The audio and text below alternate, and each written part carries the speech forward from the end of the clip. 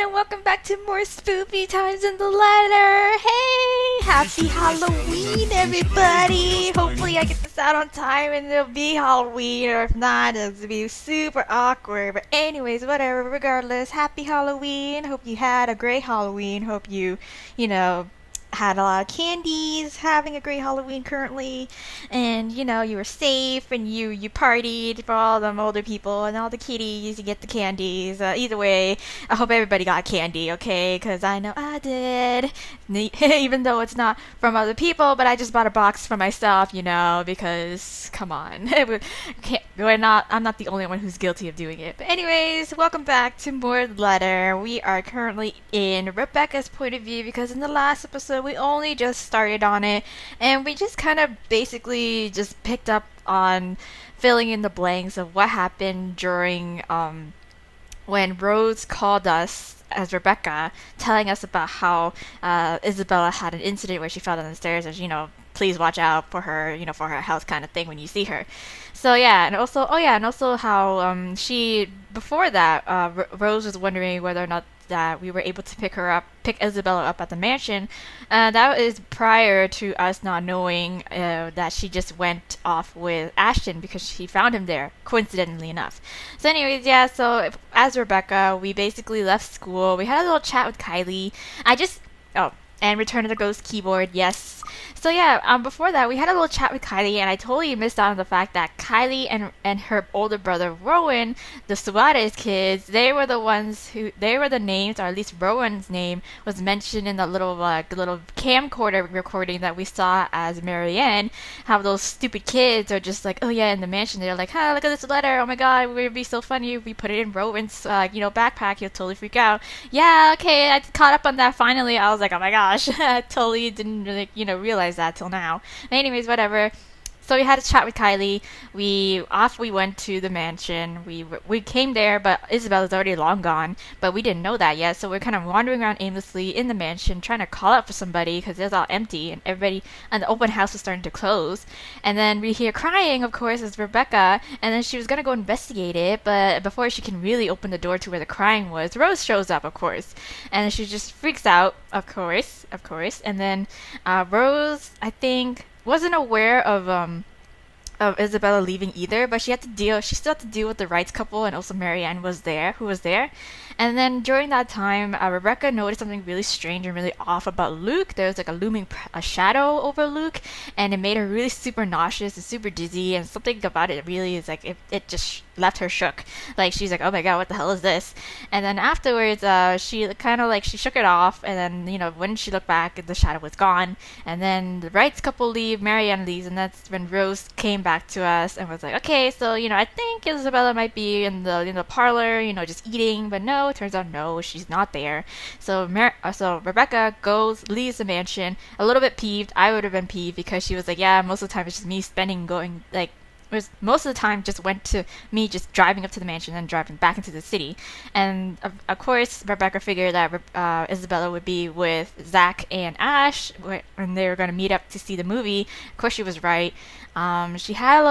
We went through the whole incident where Isabella showed us the letter, except it's more so from Rebecca's point of view, and of course with Rebecca's thoughts. We confirmed the fact that she's a low-key salty about Isabella and Ashton's little something going on with Isabella and Ashton. And then she just after the movie, Isabella was kind of rambling, but of course Rebecca was having none of it. She had a headache, and she didn't want to deal with some of the stuff that she's already seen supernatural rise. And then of course the letter thing also kind of threw her off, and so she's not having any of Isabella's ramblings. She politely, I told her.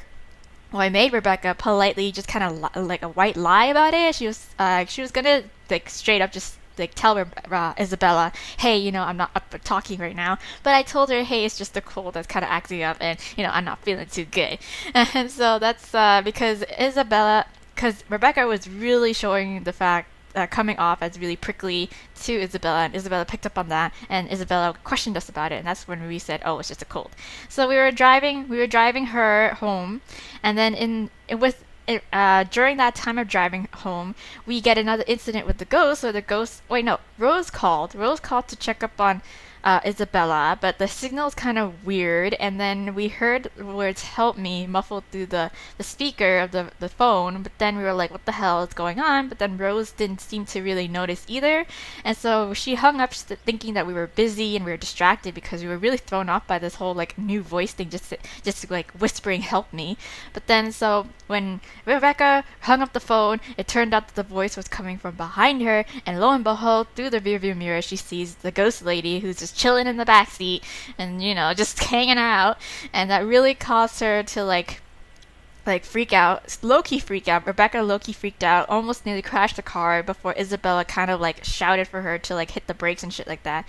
And of course, after that whole near-death incident of having an accident, she looks back in the mirror and of course the ghost is gone. Ghost lady is gone. And that's where we ended off last. So here we are, it's a new day, and I'm pretty sure this is within the apartment complex where we kind of are neighbors with Isabella. So let's see where we will go with this story now. So it begins innocently enough. What?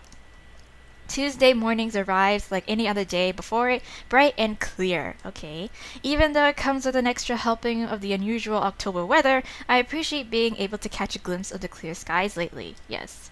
After going through a bout of sickness last week, it does something to lift the mood of what would otherwise be a dreary morning. Okay, so she's recovered from her cold, and this is like a week, almost like a week time skip?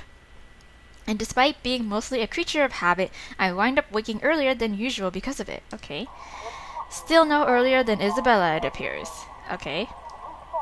I've assumed she'll take a day or two off because of what happened to Miss Cooper. Ah, there we go. But that doesn't seem to be the case. There we go. Okay, so this is when she finds out Rose has been murdered in her apartment. The sound of the morning news drifts from her unit when I walk past on the way to the mailbox. On the way to my mailbox. Okay. Chances are, around this hour, she's already dressed and ready to go, probably just waiting for the next bus to arrive. Yes.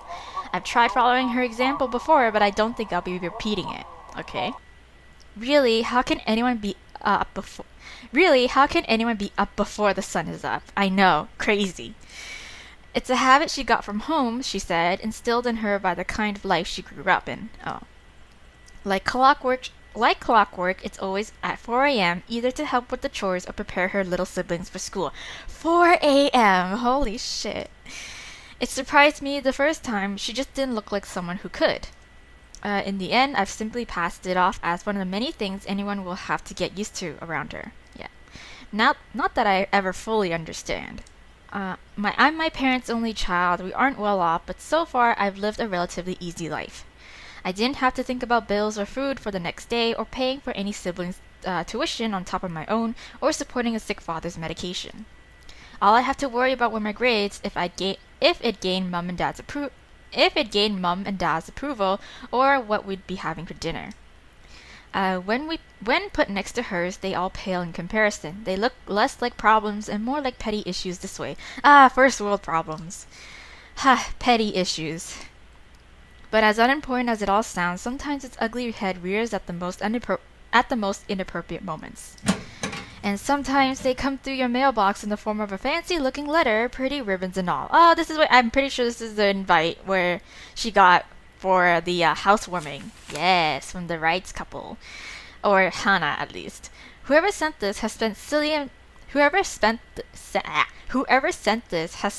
money on the envelope alone. But it looks really nice though. Verging on ridiculous, really. Well, it ain't no Hallmark, but it's still nice. I can already imagine Isabella wrinkling her nose when she sees this, then she'll complain about unnecessary expenses and rich people problems. Yes. I'm almost afraid to touch it myself. Yes. As if simply brushing a hand against its crisp surface will be enough to put a crease on it, and it'll be a terrible slight to the sender. Yes. But as extravagant as I find this, it isn't really the first time I've received one. Most of the time, it's not even from me, so who am I to complain? Okay. Either way, no look of surprise crosses my face once I flip the envelope over to see my parents' name written in a neat script. Yes. Nothing new then. Yes. Their years in the academy naturally brought with Their years in the academy naturally brought with it various connections. People from other fields, art, science, business, politics, you name it. This one, though, gives off a much personal vibe. Much more personal vibe. Letters like this usually come from old students, people who've grown fond of my parents, and they in turn treat like children of their own. Yes. I've only met a few of them. Most have moved on to become successful in their chosen careers, and little letters like this are their way of expressing gratitude. Yes. It's one thing Mom and Dad are proud of, rightfully so, and I'm happy for them. But there are times I wish they'll remember they have a daughter here. Ah, no. The real one. Not that it's any of importance now. It's not like they didn't raise me well and provided for me. They did. I wouldn't be where I am now if it weren't for their hard work. And like a dutiful child, I do everything I can to give back. All right, even if it's as small a thing as letting them know they've got another mail waiting for them. The phone rings for a good minute before someone answers. Mum, her voice as warm as I remember. Becca? Becca, you don't sound so hot, Mom. Hi, Mum. How's the conference going? Well enough. Until your dad sprained his ankle. Oh no, what did he do? Oh no, is it bad? I'm alright. In case anyone in this family cares to listen, I'm alright. Very much alive, darling. Oh da. And there you have it. He'll be up and walking in a few weeks, don't worry. We're going to have to extend our stay here until it heals, though. Oh no, okay then. Is something the matter? Yes. Nothing big, just that this mail arrived for you this morning. A lie. Thankfully, she doesn't notice. Although, if I'm going to be honest, a small part of me yearns for her to do so and ask me about it, but I put down that idea almost as soon as it surfaces. I shouldn't make them fret. They're busy. What does it say? Oh, nothing. Raise your glasses. Give cheers to the good old times, but the good times, blah blah. Becca manners. That isn't how I taught you to read. Okay, Mom. Gosh, sorry. Alright, you are quarterly. It's an invitation, Mom, for a housewarming party. From, Hana? The name rings a bell, though at the moment I can't recall when or where I've heard it recently. It must be nothing too important if I didn't bother committing it to memory. Oh, but you should have. There are a lot of Hanas in the world, so who knows? Hana. She also wrote you a note, Mom. It says you used to be her private tutor at the Evans mansion. And that she misses you and would love to see you two again. It makes my heart clench to read another openly say those words to them, the same ones I want to tell them. Why don't you, Rebecca? I want to see you too. It's been years since we've been together as family, and if there's one thing that hasn't changed from childhood, it's that Mom and Dad are still busy with their respective careers. Out of the country, away on some meeting or symposium, sometimes for months on end. Oh no, that sucks. It only grew more frequent with the years until I'm old enough to live on my own. I'd like to think that's how I've become independent at such an early age. They've always praised me for that. At times I wish they didn't. Evans? Yes. Oh, I remember now. Okay, cool. Honey, it's Hana. Hana Evans. Remember? Bright girl, 2 years older than Becca? Yes. Didn't she get married a few years ago? 7 now, I think. A few years ago, yeah, 7. But, they grow up so fast, these kids. Yeah, she invited us to that too. Fonte de Medici. But we missed that one because you had to present your paper in Singapore. Oh no, wow, okay. We did send her a note after. Still a shame we couldn't attend, though. What is it about this time? It's just a housewarming. She sent another invite for a housewarming party. Yes. Becca, when is it? Soon. This Friday, Mom, yes. Oh, that's too bad. We'd love to be there, but Da's not in a condition to go walking around. Oh, that sucks. I guess we'd have to decline again. I really miss that girl. Oh, more than you miss me, Mom, your own daughter? I could go in your place? I let it slip without thinking. Personally, I've never been fond of gatherings, regardless of how simple people make it seem. But if there's one thing I hate hearing, that disappointed note in Mum's voice always ranks first. Whether it's directed at me or some other thing doesn't matter. Okay. Are you sure? Don't you have work this Friday? I can take a day off. The event will be in the evening, Mum. It shouldn't take anything away from my schedule. It's alright. The invite's for 2 people. I can bring someone with me so things don't get boring. Ah, so this is why she brought Ashton. I see. Maybe you can also invite Ashton? Yes. Mum, that's a sure no from him. He hates attending parties, but he has a case involving the right couple, so like obviously he's gonna jump on it. But I'll see what I can do. He's gonna totally do it if it means that he'll get some dirt on them. If not, I can always bring Isabella with me. You know her. She won't say no if there's food involved. Yes, me. Okay, if it's not going to be a big problem for you, I don't see why not. We owe you this one, darling. Thank you. Okay, Mom. No problem, Mum. I'll even say hi to Hana for you. Please do. And let her know we'd love to see her once we're back in the city. Leave her our number or something. Sure. I will. But you know, the 2 of you would have become really good friends. Oh, yeah. Don't you remember? You met with her once. If my memory serves me right, you were 12 then? Yes. This too I can't recall. It's probably one of those meetings where we only talked a bit before going our ways. Yeah. If she did leave an impression, I'm sure I would have written about it somewhere or at least recognized her name. Exactly. As it is, the only few people I remember clearly from that time in my life is Ashton and Mandy. Mandy? Who's Mandy? To some extent, okay. Mum must have sensed my confusion because she laughs. Don't push yourself too hard, darling. Yeah, don't hurt yourself. Really? It felt like having 2 daughters back then. Sometimes I wish they didn't send her away to boarding school. But, well, you know how often that goes with them. Yes. Still, try talking to her while you're there. Of course. We'll see. I'll let you know what happens after. I'm looking forward to it, darling. Take care of yourself. Okay.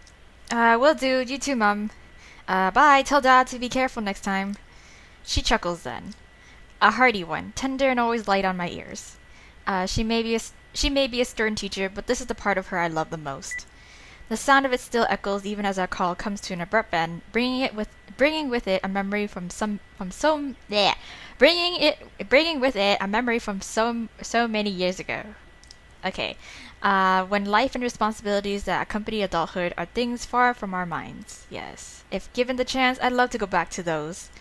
I don't dwell on it though, shaking it all away almost as soon as the memory forms a clear picture in my head.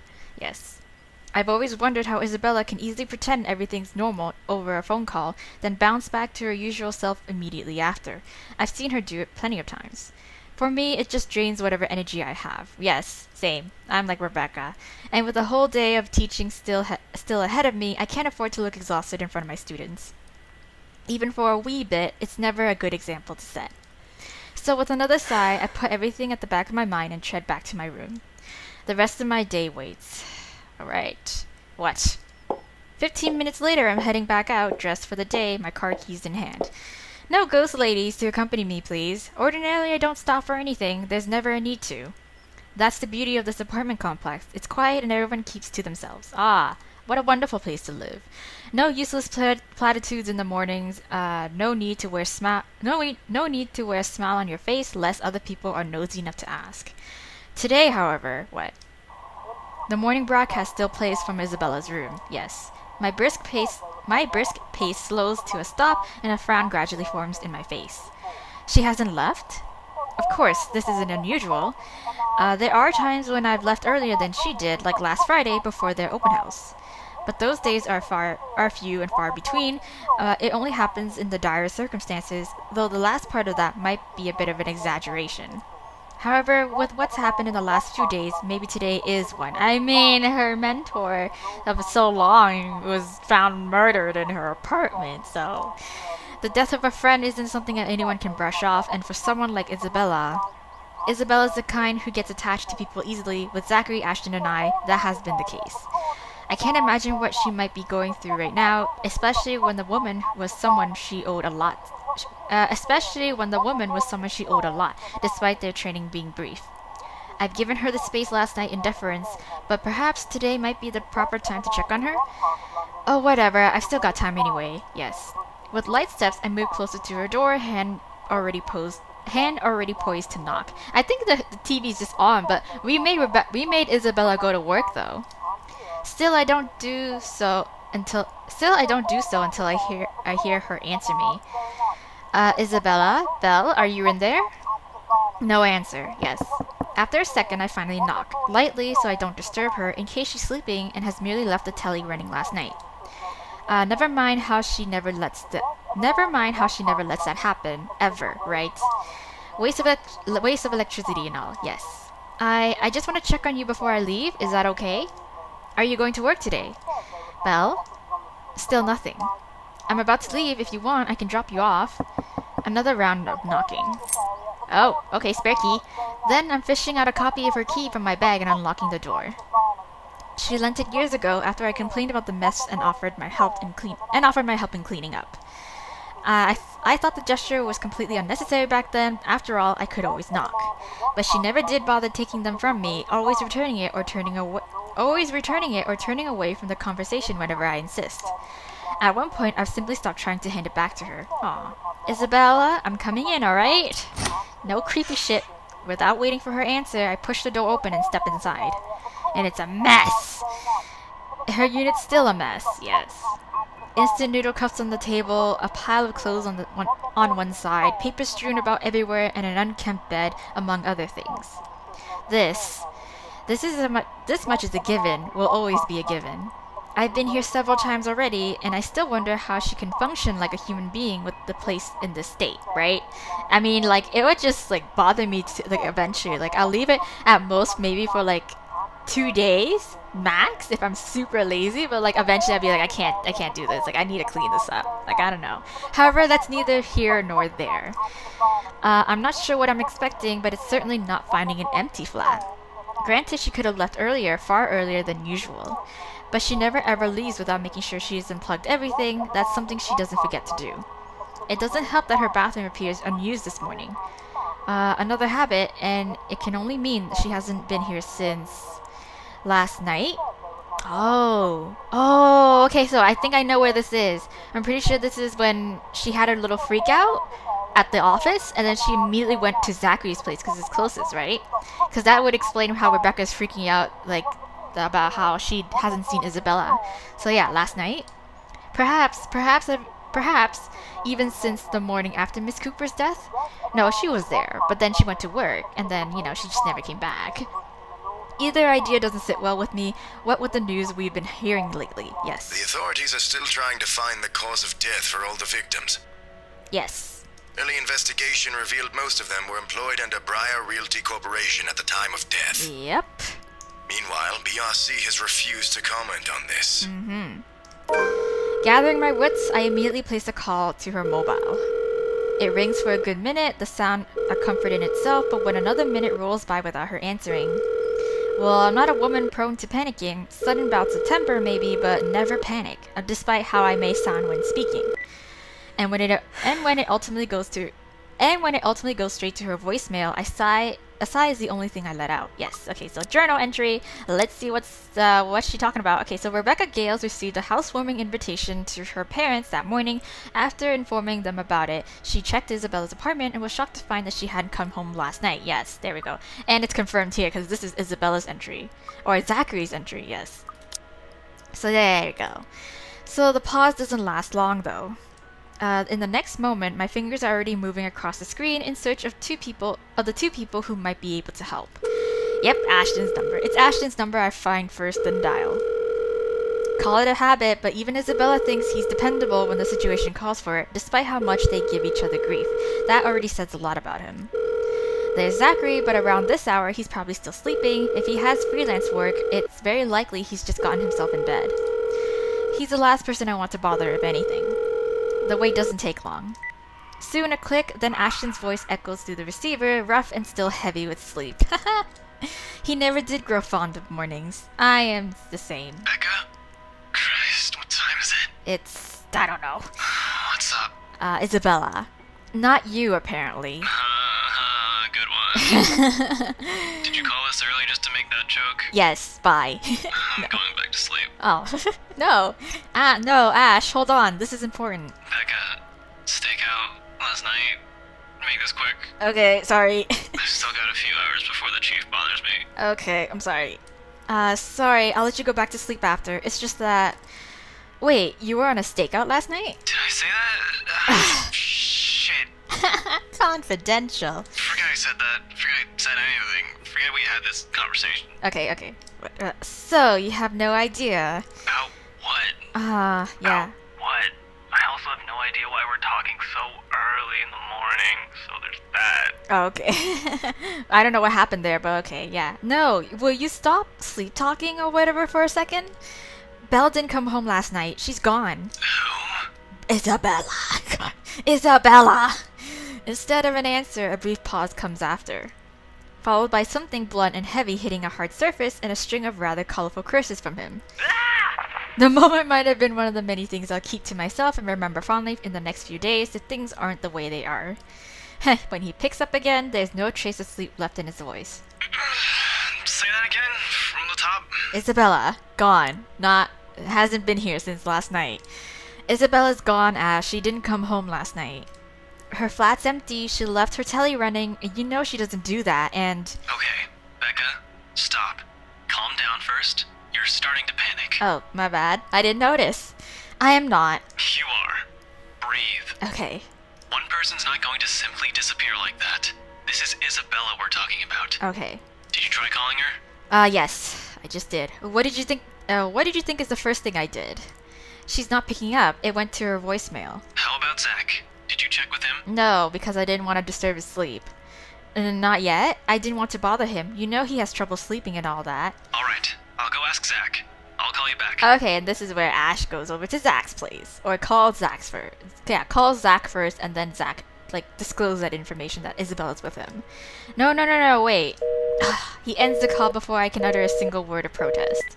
But for the first time since entering this room, tension is gone from my shoulders and my breathing has eased. The bed creaks as I sink down on it with a sigh, the telly still blares the same uninteresting news, and I'm surrounded by clutter. All the same, it feels strangely calm to be here without worry nagging at me. I'll have to apologize to Zachary later for sending Ashton his way this early, but for now, relying on the latter for this isn't the wrong choice, right? It never will be. That's something I won't ever doubt in him, much like his promises. And true to his words, he calls back only a few minutes after the last one has ended. Great! She's with Zach. Yes, we already know that. Oh, and I am so glad to hear that. She could have at least sent a message last night. What are you, her mother? Yeah, it's one thing to hear that from Isabella, but from Ashton? I don't want to hear anything like that from you. I'm serious. You've got to stop treating her like she's one of your students, Becca. You don't have to keep tabs on her every time. Well, I worry, okay? God. Last I checked, she's only 3 years younger than the two of us. That's almost a decade gap from those kids you're teaching, you know. Says the person who keeps calling her scaredy cat. That's not related at all. Uh-huh. Anyway, I'll go check how she's doing. Don't stress yourself out. You go ahead to work. Okay. Wait, you? Don't you have a precinct to be at? Yeah. Whatever happened to not treating her like one of my students? Because if anyone's going to ask me, I think you're doing the same thing. Zach said it's an emergency. Something happened last night. Yes. Spooks! Emergency. He didn't put it in those exact same words, but it sounded like it. Yes. Ash, what really happened? Is Isabella fine? She's alright. She's safe. Zach let her stay the night after she... Yeah. Look, okay. Z-Man wasn't clear about it, but let me handle this. Okay, fine. I'll check on her. I'll bring her home. Okay. It sounds like a lie if I've ever heard one. The sort where he omits things so people won't fret, and I'm not sure whether I should be happy he cares that much to do that. There shouldn't be a need for this between us, is there? We grew up together, didn't we? He knows I'm capable of at least hearing out the truth without it gnawing at me for the rest of the day. He knows me better than that. I know him better than that, okay? Well, frankly, there's plenty of other things to say about this. But despite and after all the trouble he went through with how things are moving at the moment, only one thought occurs to me. What should I say? I can handle it. Sorry for the trouble. I can handle it. Be truthful to me. Give it to me. Just say it. Oh, did that? Oh wait, no. His bar was up high anyways. Last time I checked, it was like all the way up here. We were like down here. I don't know, for some odd reason. But anyways, whatever. Tell me. Why does he have to go such lengths for a person he only met 5 years ago? I wish I could ask him that. I wish I can simply say it to his face and finally get a straight answer from him, instead of doing whatever this is we're doing. Instead of beating around the bush. Has the years changed us this much? Has adulthood changed us this much? Yes, adulting. Oh my gosh. You've done enough, Ash. Let me take it from here. Ashton is quiet for a little while, but I can almost see the frown in him. I hear the gears turning in his head. Don't you have a class to teach today? Tuesdays are your busiest this school year, aren't they? Oh, yeah, but someone has to check on her, and I don't want to impose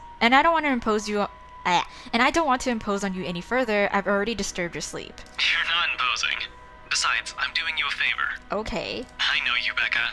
You hate being late or missing a day of work for a very small thing. This isn't a small thing, though. Leave this to me. Are you sure? Yeah, you said you're waiting for a call from the chief. I'm dropping by the precinct anyway. There's some trouble I have to fix with those guys. It won't be completely out of the way. Ugh. Ashton, I trail off at loss of words in the end. From the start, it's a losing battle. We may have been together for a long time, known each other far better than other people, but that doesn't mean we often see things eye to eye. Time and again, it's a matter of agreeing to disagree. This is oft how the status quo is kept. Whenever it comes to this, I can only accept it begrudgingly. Okay, whatever you want to do. Okay. I'll let you know what happened afterwards, I promise. I mean, we already saw it happen in Zach's route, so it's like this. I don't think there's any other way that we could, like, avoid this. I'll call you later. You have a good day. Bye. Okay, bye. I admit the way he puts it isn't comforting enough. He can be blunt like that. So many unknown variables, so many words left unsaid. I wish he'd simply lay them out all in the open, because like this, I'm more inclined to think there's an exaggeration on the other's part. If it's from Zachary or Ashton, I don't know. In the end, all I can do is wait, go about my day, and hope for the best. Before leaving, I spare Isabella's room one last glance, disturbingly quiet now without her in it. I'll get answers from her later. Yeah. For now, my concerns are best left here. Okay, here we go. Off to school. The rest of the day slips away in a blur. Yes, despite my best efforts in keeping this morning's events from surfacing in my mind, it sticks, of course. In a way, everything today simply feels like a reminder. Every conversation, regardless of how casual, every topic, no matter how mundane it seems. I blame the news entirely for this. Recent happenings brought quite a few interesting stories to everyone's attention, mostly superstitious talk of death. Yes. And when locals talk about death here, anyone can sure as hell count on someone bringing up that mansion Isabella sold not a few weeks ago. Even my own students won't stop yapping about it. I think it's even worse than when it's put back up in the market. Yes. Now there are more stories. If this is the world reminding me of what matters, or simply because the atmosphere around this time of year calls for it, I'd rather take the latter. Because it's October and it's almost, Halloween. Oh, well, in this case, it is Halloween. At least then I can be sure people will forget about it in favor of another set of holidays after. Yes, because immediately afterwards, it's Christmas. Nevertheless, and this may be a painful thing to admit, but listening to them is a pleasant distraction while waiting for Ashton's call. I hope he didn't forget the school day is about to end soon. No, that's got nothing with what I heard. What? Oh, female student doesn't have a voice. Oh no, okay. So you always hear stuff. I'm not sure if half of them's even real. No, really. Rowan knows about it. He used to be in the same class with them. Yes. You mean the kids that are dead right now? I can hear you from back here, you know. That's how Rowan sounds, really? Wow, okay. Whatever, Rowan. Whatever, Rowan. Anyway, the story goes like this. There were 3 of them. They entered the mansion on a dare, and they were all never seen again. Yeah, sounds about right. And you're right, because they're dead. No one knows what happened to them. Up to this day. Okay. Scary shit, man. Scary shit. Cock and bull story. There she is. Calling it now. There she is. No, you don't get it. What? Why don't you ask Miss Gales then?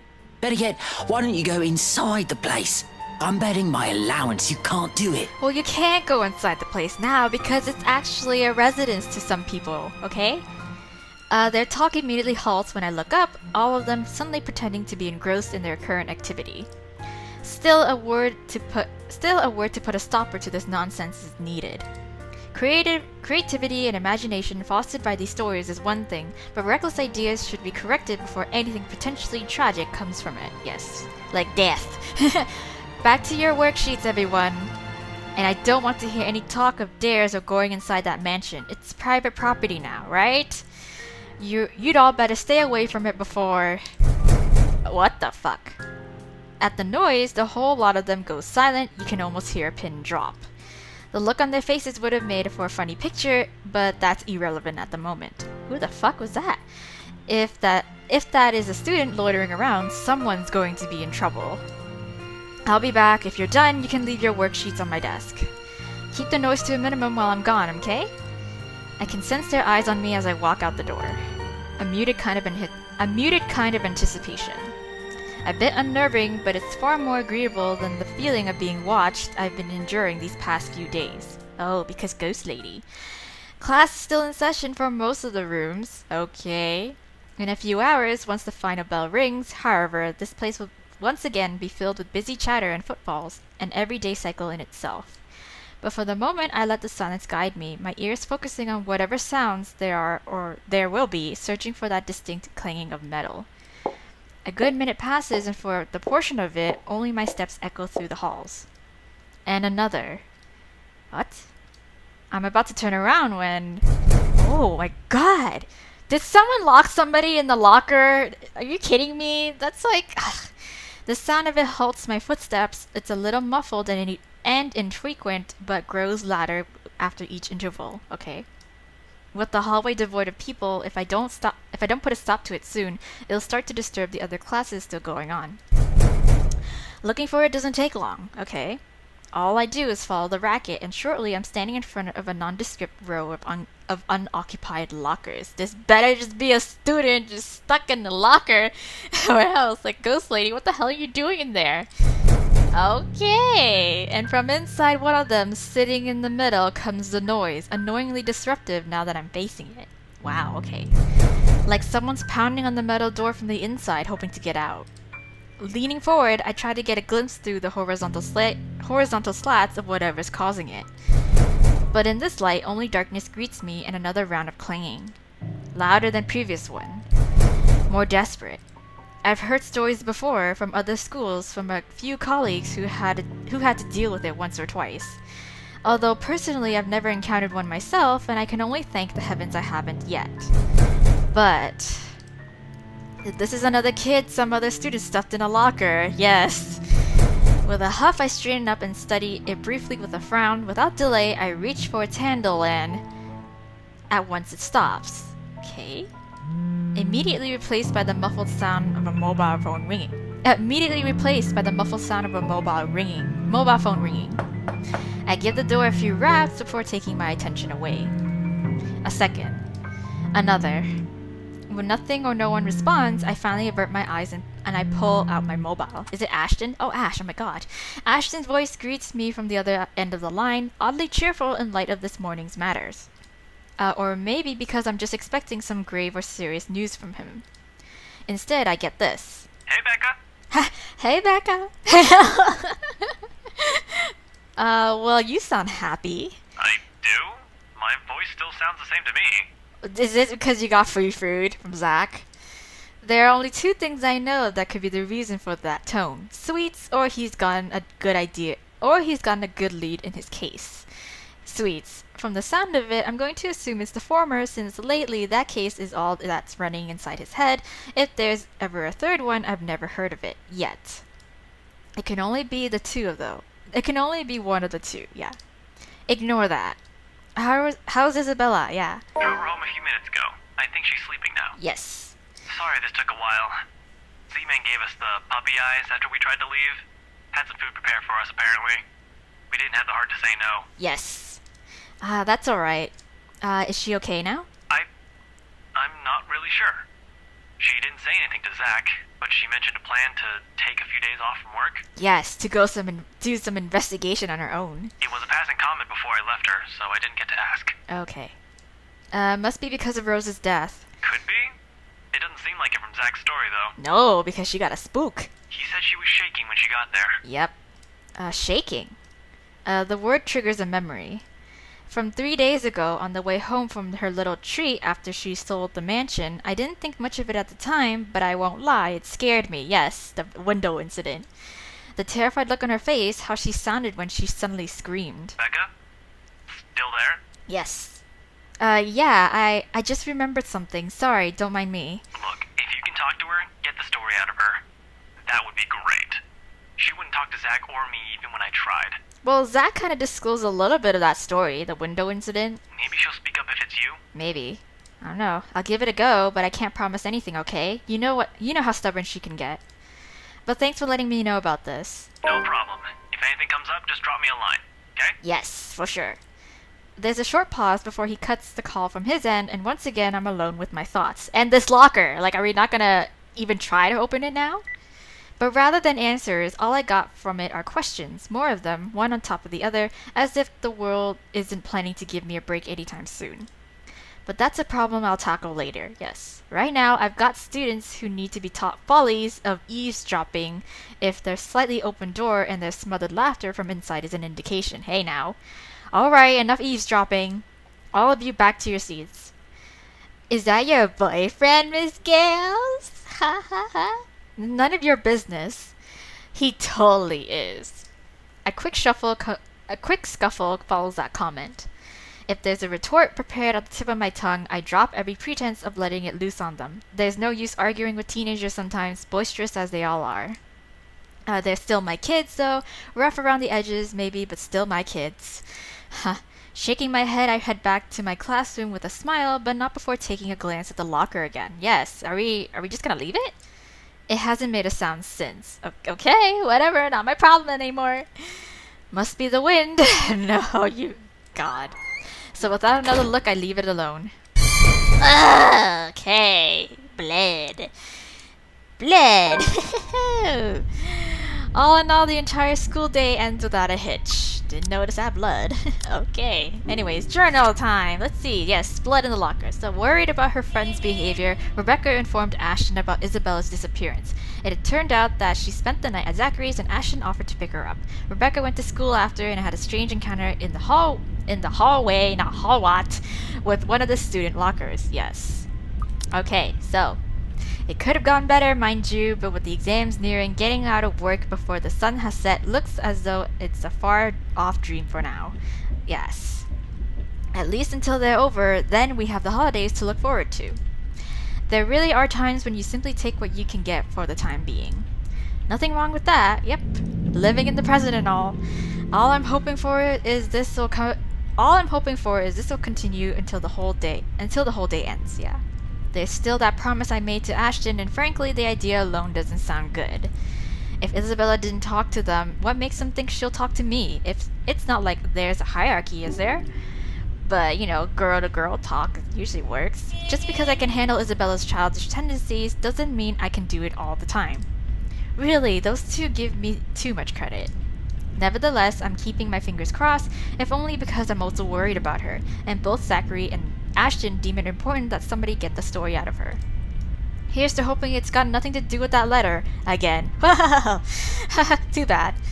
I understand if she feels a bit stressed lately, but keeping that story going on for more than a week is... But it's true though. It's bound to get tiring at one point.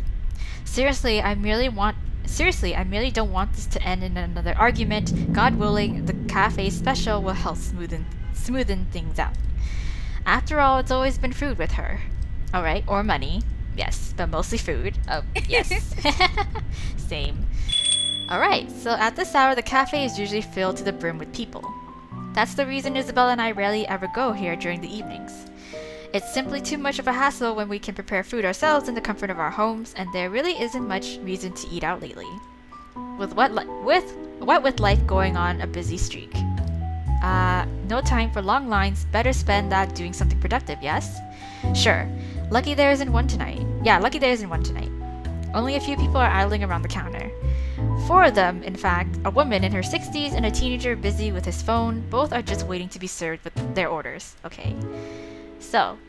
Oh, and the other 2, a posh-looking man and a child who I immediately recognize as Kylie, appears to have not yet picked anything they want. For some reason, my stare lingers at the guy, because it's the guy at the mansion that you saw with the shadow, and it's Luke.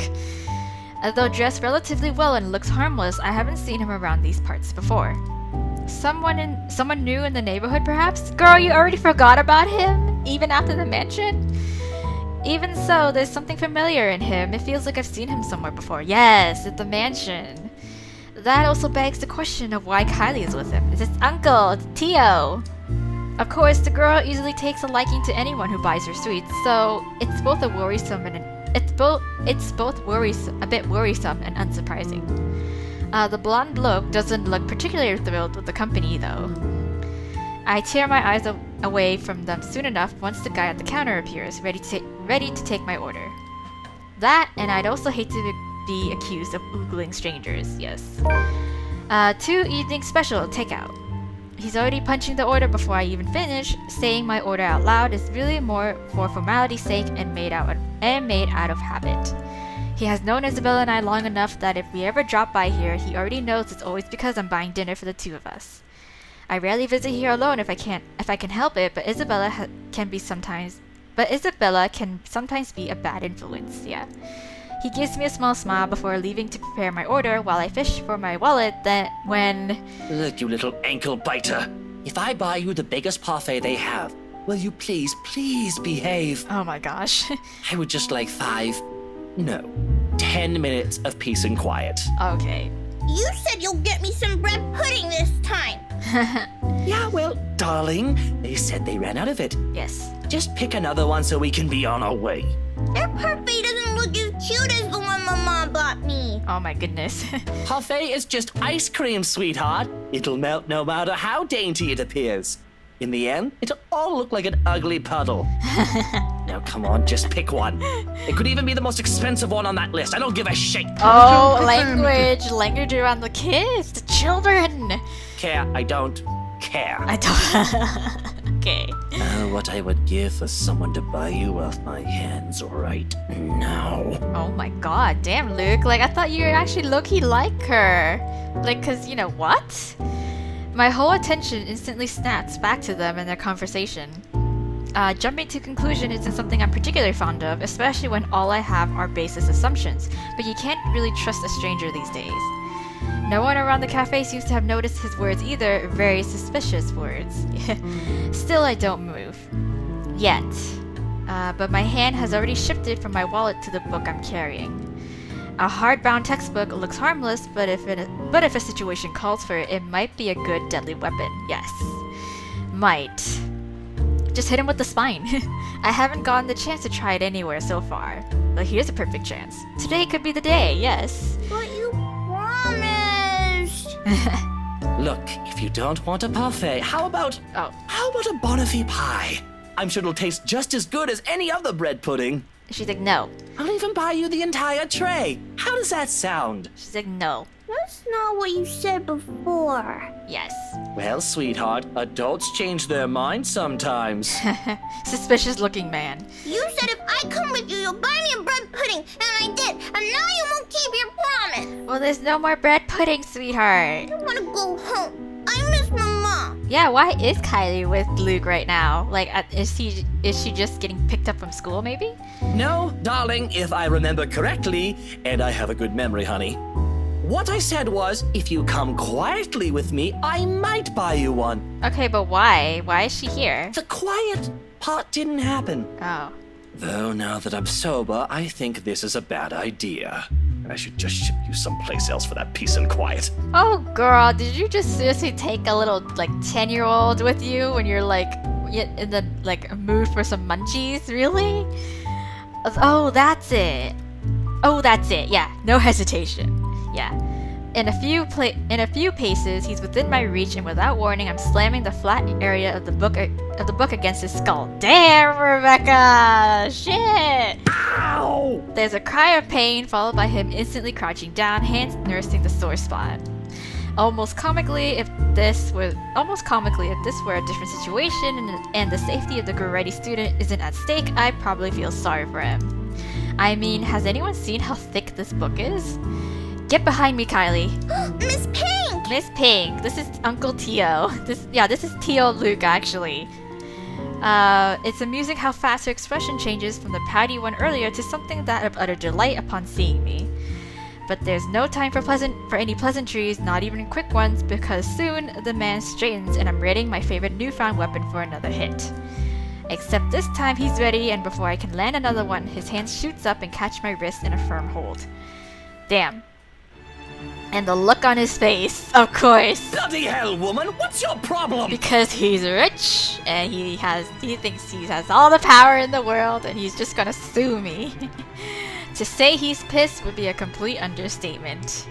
Had I been the weak-willed sort, I'd probably cower under this sharp gaze. But that simply isn't how I roll. No, because Rebecca's a G. If he thinks he can scare me and do as he pleases here, just because I'm a woman or whatever his reasons may be, he's got another thing coming for him. So instead, I return it to him with the same intensity, with the same venom. What's my problem? You're the one who has a problem here. Rotten ball-bags like you don't deserve the freedom to roam this town. What are you doing to this girl? And why is that any of your business, pray tell? Because she's my student. Oh, it's my business if I make it to be. Now release me or I'll call the police. Oh, you think that scares me, Daisy? Oh, Daisy. I have a name, you sleazy douchebag. Oh, I'm sure. Sleazy douche.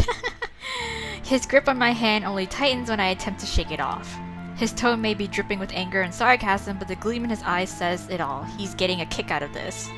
Riling people up, getting on their nerves, invading their personal space. He knows exactly what and which buttons to push. The nerve of this person, well, it's Luke, the nerve of this arsehole. If he thinks I'm going to give in to his goading, please, he might as well just kiss his sorry behind. In fact, why not do the most sensible thing right now? Teach him a tough lesson. Shout for help, hit him where it hurts. I'ma smack him. Smack him. No. Smack him, you can still smack him. Boosh. I think that's not gonna give him any points with me. No, I don't think so. Mister, you have until the count of 5 to let me go and stop. You have until the count of 5 to let me go and step out of my personal space. A fair warning, yes, there we go. A verbal warning right here. Fairer than any I can offer for people of his kind, and I'm already being considerate. Hell, this arsehole doesn't even deserve a warning. If he doesn't listen, well, he's as much responsible for what will happen next as anyone. Or else what? I'ma smack you on the head with this textbook again. Such vulgar words coming out of that pretty mouth. A gorgeous flower like you shouldn't even be saying. Bam! Don't say I didn't warn you, ball bag. Love that intensity, Daisy. Oh. FYI, I like feisty in a woman. It gives them this certain charm. Oh, come on, Rebecca. You can just totally work that wrist action and just, chuck that textbook against his head. Why don't you? 5. A second of silence. Then, without any preamble, my leg moves in one fluid motion and delivers a swift, powerful, well-placed kick to his nether regions. Oh, damn! Going straight for the family jewels. Needless to say, the effect is instantaneous. He yelps, abruptly drops his hold on me, and kneels over, howling from the pain. I can see tears forming at the corners of his eyes too, though the mere sight of it prompts not an ounce of remorse from me. Yeah, you kinda had it coming. I would have been gentler if he isn't such a dirty little prick with an ego too big for his head. Too bad. Whether this obliterates any chance of him ever procreating remains to be known, but a part of me is already praying he doesn't ever breed after this. Well, too late, cause Hannah's already pregnant. We have no idea of more. We have no need of more of him in this world. Yes. You mad woman! I am mad. I warned you, you arse. Why you? What? This is harassment, I'm telling you! Harassment! Harassment. Then why don't you tell that to the police once they get here, You despicable! Whatever you're assuming I am, I'll have you know it's all in your head. None of it's true. Yeah, that's true. You best have that pretty brain of yours checked before that gets worse. What is wrong with you? Is this the face of someone who'd do anything suspicious? Yes. Oh, you don't think a stranger luring an innocent child with promises of sweets before whisking them away from their parents doesn't warrant any suspicion? You have a very funny definition of suspicious, arsehole. Maybe you're the one who should have the head of yours checked. Maybe you should be the one Yeah, maybe you're the one who should have that head of yours checked. The kid asked me to buy her sweets. You're the one who's suspicious here. I love how Kylie is not doing anything. She's just standing there. She's just not like, she's not stopping Rebecca being like, no, no, Miss Pink, this is T.L. Luke. Like, this is my uncle. She's just there. She's just like, man, this guy deserves it. He didn't buy me bread pudding. Oh, savage. Savage little Kylie over here. I'll have you know, I have a wife. Well, that doesn't matter to me. That much, at least, appears to have a sliver of truth to it. Yeah, he even makes a show of brandishing his left hand to my face with much flourish. Yes, I see your ring. Sure enough, our wedding ring is there, though all that earned him is an unimpressed glare from me. Yeah, no, I don't really care. Immediately, a small part of me starts to feel sorry for whatever poor woman married this sod. I don't understand why he has to bring her up either, as if the mention of her alone will magically present a solution to his problem.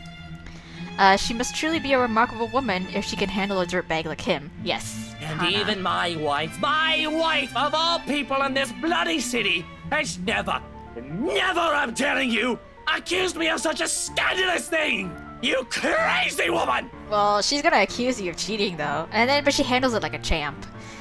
Married or not, you're still a sleaze. Honestly, I feel... Miss Pink, why are you fighting with my Tio? Now she speaks us. Like, yeah, she's so calm about it too. She's like, why are you fighting with my Tio? Whatever word still left to be said here dies on my tongue. The same thing goes for the sleaze.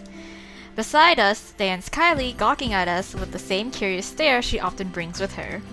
I know that look all too well, a precautious child through and through. She doesn't say anything further, her gaze simply moves between us, eyeing us both carefully, clearly anticipating an answer. From my experience, when it gets like this with children her age, it's a sure sign they won't leave you until you've given them an answer they're satisfied with. Lying won't do either, it has dissolved into a shouting match for heaven's sake, right? And did she just say Tio? Yes, uncle. Something falls straight to the pit of my stomach at that. But my tone is gentle when I finally address her, void of any apprehension and what might be the first hints of embarrassment. I pointedly ignore the latter, it can very well be just the hunger speaking. Kylie, sweetie, do you know this oaf? Yeah, he's Tio Luke. Yes, Tio Luke. Right at that moment, my brain stops. Every line of thought, every argument I still have against the man beside me dissipates in a haze. Amidst all of it, one memory gets triggered from a few days ago, yes. Tio, the one you mentioned before? The uncle? The guy Rowan wanted to impress? Or was that a dare? I'm sorry, I can't recall. Is it the one who promised he'll take Big Brother someplace cool? Yeah, the one and the same. Don't you know who he is? Nope. Clearly I don't. I sure as hell don't, darling. Yep, clearly not. I just done smacked him over the head with a book.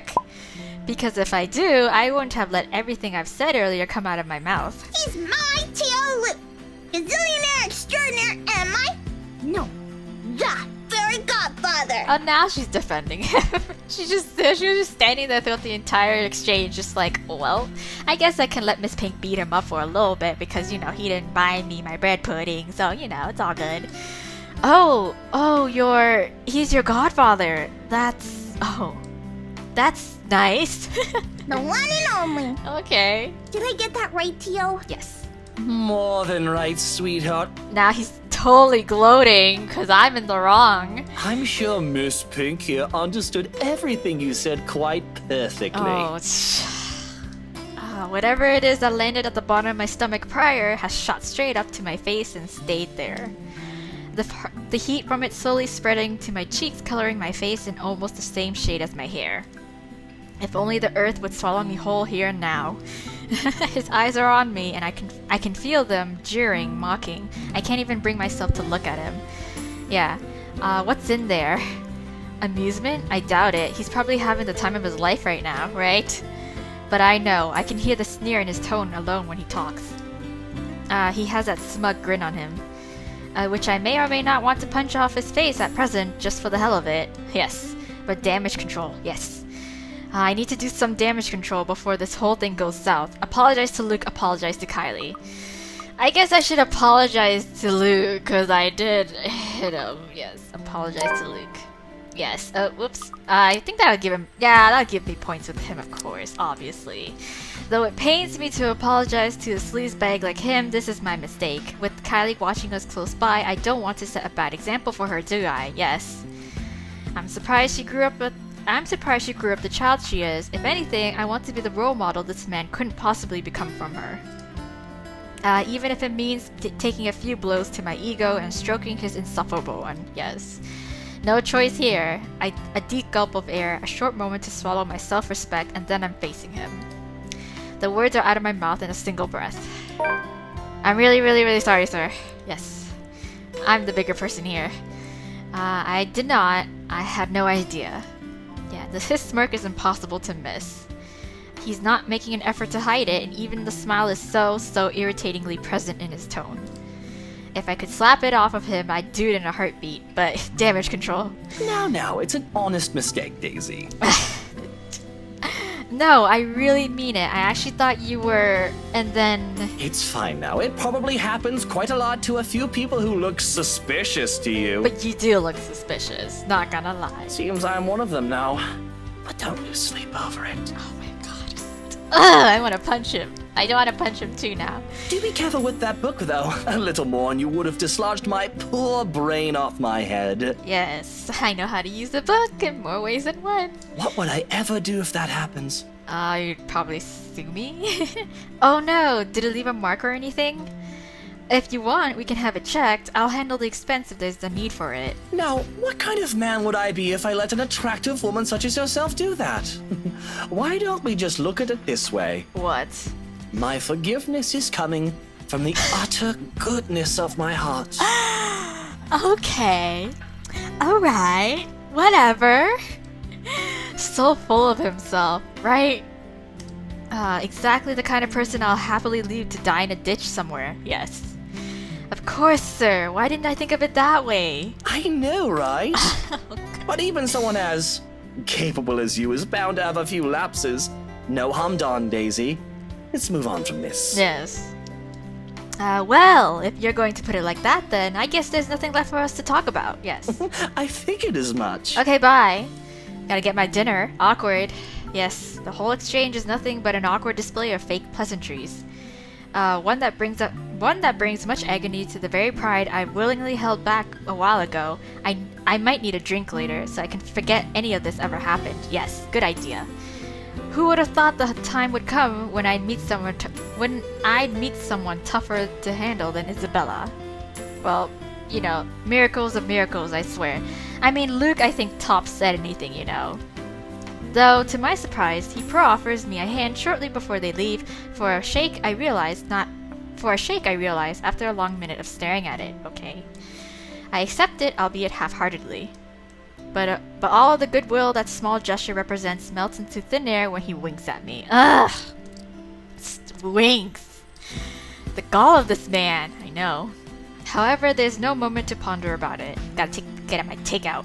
Seconds later, the guy at the counter waves me over and hands me a paper bag as soon as I paid. He offers me another smile before I leave. Hope you didn't see all that. Normally, I'd return it simply for the sake of returning it, or I don't at all, with the latter happening more commonly. For the time being, I do so freely.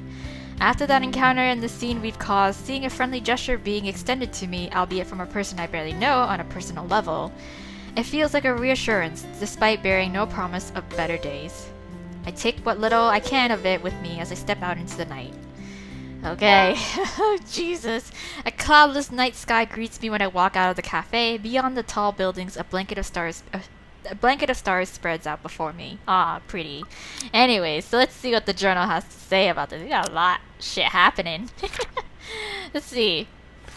Alright, so, nope, not that. There we go, done smacked him with a book. So while lining up to buy dinner, Rebecca saw Kylie Suarez with a suspicious man. Assuming it was a kidnapping, Rebecca elected to take the matters in her own hands, only to find out that the man was the girl's godfather, Luke Wright. An embarrassed Rebecca apologized afterwards, yes. So there we go.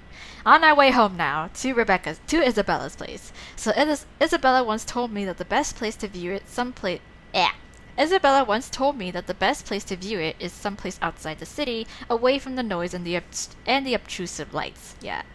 She'd seen it once in her mom's hometown and another time in the university she used to attend. Then she asked if it's possible to try it out here sometime. Maybe if you go to the mansion, but I hardly think it's a good idea. I agreed with her at the time, if only because she appeared excited at the mere prospect of it. We made those little plans along with Zachary and Ashton. Alright. Though up until now we never got around it. Okay. Even so, I find myself enjoying this despite being told it's only half the experience. Little things, you know, stuff you learn to appreciate when you're alone. Because at certain times, you get to meet people who are unfortunately born with the innate talent to ruin the mood and the scene with their mere existence alone, aka Luke. For example, the very driver of the car fast approaching my direction. What? Luckily, he doesn't notice me. But the fleeting moment we pass each other by gives me a brief glance of the people he's with. Oh. And that lady there. Hello. Kylie's sitting on the back seat with a serving of bread pudding in her hands. It looks like you got company, and beside him, it must be his wife. Certainly not. Nope. He takes a turn and disappears at the nearest corner. But throughout the night, that cursory glimpse of all things to bother me has left me wondering what kind of person his wife is. And more than that is a silent prayer to the universe. I hope I don't ever cross paths with that douche again. Oh, too bad. You're gonna see him at the housewarming. Alright, so after having such an eventful day, that's like, no, that's not right. Anyone will think nothing will surprise me anymore. Nope. But here I am, standing at the top of the stairwell, watching an odd scene unfold before me. Relief crosses my mind first, followed by confusion. What is she doing there? Isabella? Although, given what happened this morning, the question feels a bit inappropriate to ask directly. Okay, what's important is Isabella's here. Okay. She's sitting cross-legged on the hallway, just right in front of her room, with several papers and folders scattered about. Each of them seems as important as the next.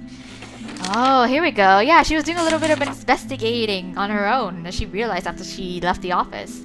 More than once, upon giving the scene a quick scan, I spot Briar Realty's logo at the topmost area of the pages. Yes. Everything considered, it looks like a mess made by a third grader working on crunch time. Alright, the landlady will have a few things to say about this when she finds out. I have a few things to say about this myself, in fact. But something in the calm, focused manner she holds herself at present keeps me from disturbing her with that reminder. She's going through each paper with this intensity. Her brows are furrowed, lips in a tight line, both hands moving in precise movements, and as she shifts through each sheet. God.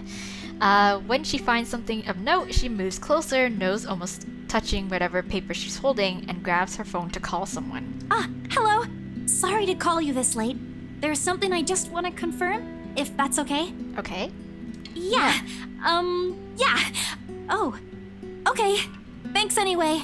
Okay, is she just kind of like going around like calling people to see if they're missing or not? Not that one either. Okay. It's a cycle. She goes through call after call. After the last one ends, she shuffles through the pile again and dials another number. Is it work? I've never seen her this engrossed with her own work before. Otherwise, she would have noticed my presence the moment I reached our floor. After the 9th call, she still appears as oblivious to it as when I arrived. Yeah. When she lets out a loud sigh this time, I immediately take that as an opportunity to interrupt. Yeah. Isabella, you know the house rules here. At once, her head jerks back and hits the concrete wall behind her with a thump. Oop! Ouch. There's the Isabella I know. Glad it's still there. I allow her a moment to nurse it before speaking again. Becca, you're late! I know, I'm sorry. Yeah, I ran into a little trouble at the cafe. I bought food for the two of us if you haven't eaten anything yet. As anticipated, she grins once I raise the bag of food I'm holding. Yet, it doesn't reach her eyes. There's nothing of the cheerful glint in it this time. Yeah, just a hollow tone for the sake of being polite. Ashton's right.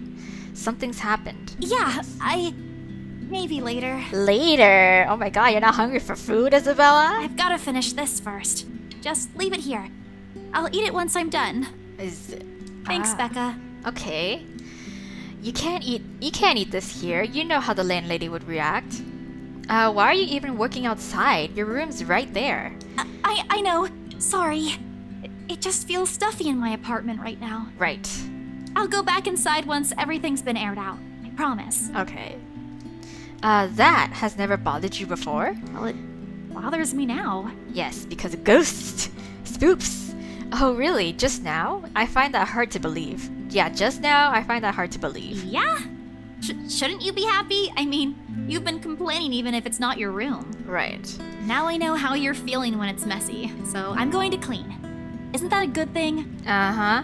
Yeah, your room is an absolute pigsty. In spite of what's supposed to be good news, an exhale comes from me, drawn out and slow. It's a good thing, Isabella, believe me. But you're as bad as Zachary at lying. What's really going on? She hastily reverts her eyes, a surefire indicator this is going to be one of those lengthy conversations that can possibly end with the other person angry. Again. It's one thing I'd like to avoid tonight at all costs. Still, I've made a promise to Ashton and Zachary. If she didn't talk to them, who else is she going to talk to? If she keeps this all to herself, who knows what might happen? Isabella, you can tell me. No, she can't. Is it about your family? A slight movement of her lips, although a frown, it's a reaction at least. Yeah. I'm getting there, okay. Rose? She merely shakes her head. Just a little more. Come on, I know something happened. I don't know if it's because of Rose, but I know it's related to her somehow. You weren't here when I visited this morning, and both Zachary and Ashton are worried about you. If you don't want to tell them, you can tell me.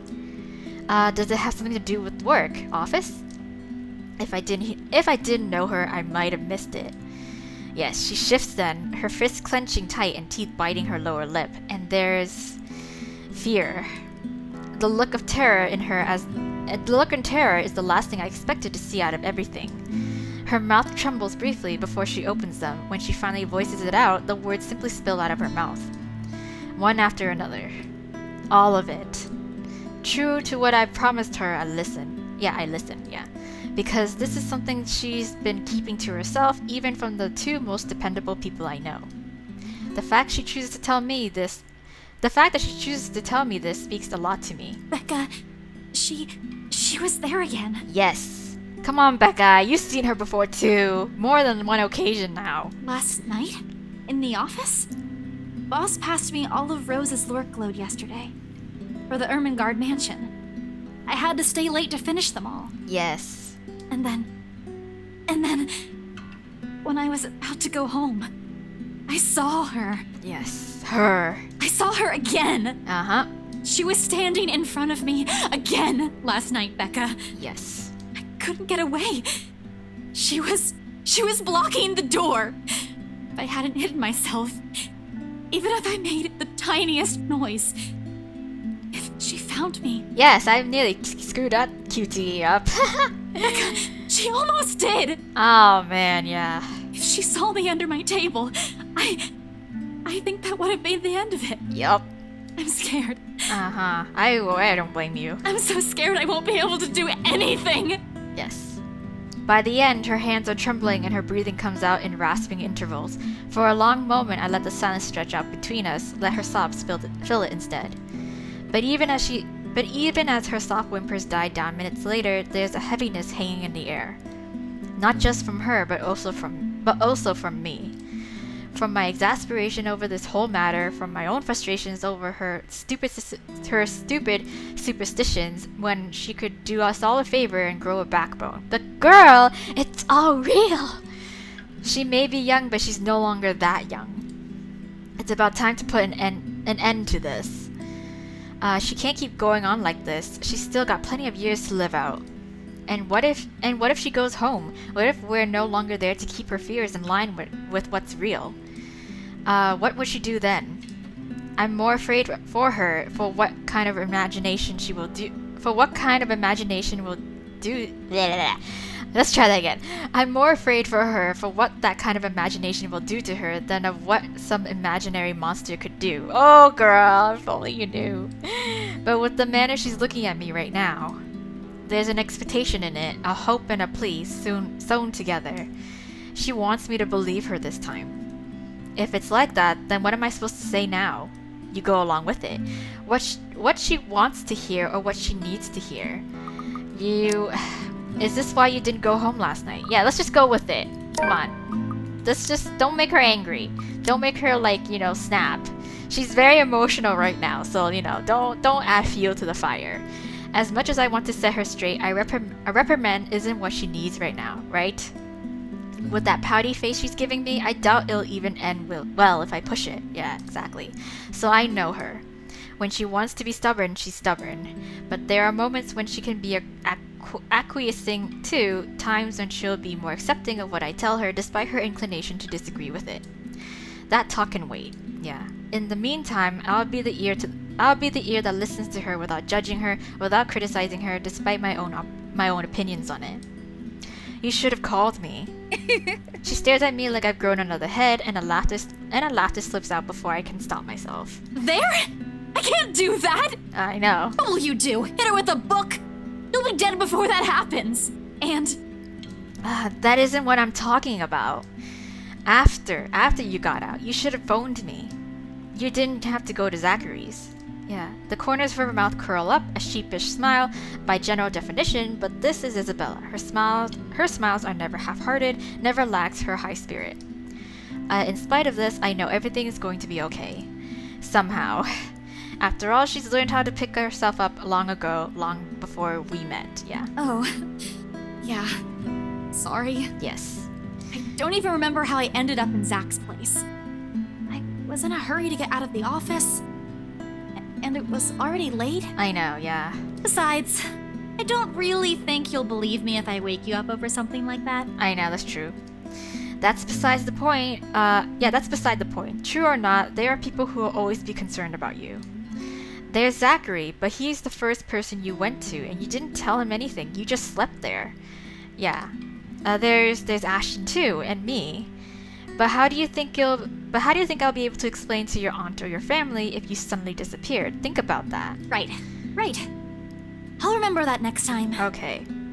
Then she grins. Playful and mischievous, a preamble to an old banter. It's still not quite there, still not quite her usual self, but with it, I know we're bound to get her back soon. Mom. Yep. I told you not to call me that. I send an elbow to her side for added measure, but when laughter follows the familiar gesture, none of it is unexpected.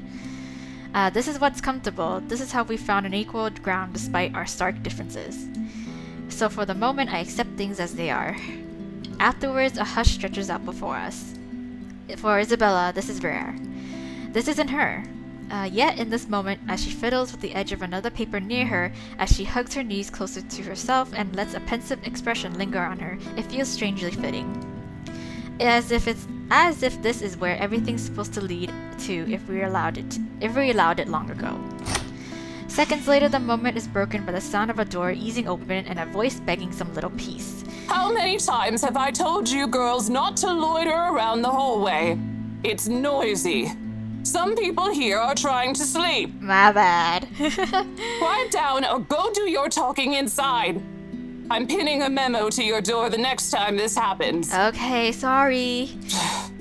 Millennials. Ugh, she's one of those people. Sorry. We won't do it again. Yes. Millennials. Ugh. You'd better. Okay, God. Back in my day. The door closes and Isabella starts gathering the mess she's made, carefully stacking them all in her arm. At a loss for what to do, I help pick them up and or the first time I get a closer look at it. Alright, so completely unintentional, of course. But it catches my attention nevertheless, and a confused frown makes its way to my face. Why is she looking through this? What is it, though? I look to her for an explanation, but she merely ignores the question in my eyes, takes the paper off my hands, and finishes cleaning up. The last paper she puts on top is a letter. is a letter. Okay, the one she supposedly found in the mansion and what's probably the root cause of this odd behavior. I shoot her a questioning look for that too, but all she gives me is a smile. And in a haltering tone, so completely unlike her. Becca, I'll find a way out of this. You guys don't have to worry about me. Okay, she's talking about the curse. Anyways, I should go. I'll see you later. Okay, bye. Don't get eaten by the ghost lady. Where are you going? Getting myself some food. Don't wait for me. But I got you food. Isabella walks away before I can stop her, before I can remind her I brought her food enough for the two of us, right? She quickly disappears down the stairwell while I'm left standing in an empty hallway holding 2 bags of takeout. One of them will go uneaten tonight. Just an innocent passing thought. Yeah, one that I don't dwell much on as I head back to my room. Alright, I ignore all of it in the same way I've assumed I won't ever encounter that douche again. Oh, but I wonder where I am for time. This day has gone on for quite some time. Like, a lot of shit's happening on October 25th. Anyways, let's read this journal. I'm gonna see where I am for time, and then I'm gonna see if I can end this episode here, you guys. So Rebecca found Isabella going through several papers outside their apartment. When the former asked why she didn't come home the other night, the latter confessed that she saw the ghost again. Before leaving, Isabella assured her friend that she'd find a way out of this mess. Yes. Okay, let's see where I am for time. Okay, maybe I'll go on for a little bit longer. I really want to see if I can end this day, and then I can end this episode. Okay, so I ignore all of it in the same way I've assumed I won't ever encounter that douche again. Yes. Alright. Oh, there it goes. I was close anyways. There we go. Okay, so I think I'm gonna end this episode here because it's a new day, finally. And I wonder how far we actually go in terms of the days. I don't think we ever made it past October the 31st or November 1st. We always stop at the 30th. So okay, so yeah, I'll just end it here, you guys. It's the start of a new day, and then we can pick it up after the we can pick it up in the next episode. I'll do it for I'll do the letter Let's Play, maybe not as a double back-to-back upload anymore. I'll go back to maybe perhaps Mystic Destinies. And yeah, I'll continue the letter until I finish at least one route of it, and then you guys let me know by then if you guys want me to continue trying to get other endings for the letter before I go back to some of my other games, or if we should leave the letter and then just come back to it every once in a while kind of thing. I don't know. Anyways, but until then, you guys, I will leave that discussion in the near future. For now, I will go on to do I'll continue the letter as I said, as I had planned to just, to get one ending at least before I actually end up leaving it to you guys whether or not you want to see more from the letter, or you want me to go back to some of my other Let's Play before the letter. So yeah. So until then, you guys, happy Halloween, enjoy your night. If Halloween has already passed for you guys, because different time zones and shit around the world, then hope you had a wonderful night. Hope you were safe, hope you were responsible at least, but regardless, I hope you had fun. And until then, you guys, I will see you in another Let's Play in the next episode. So bye. This is Halloween.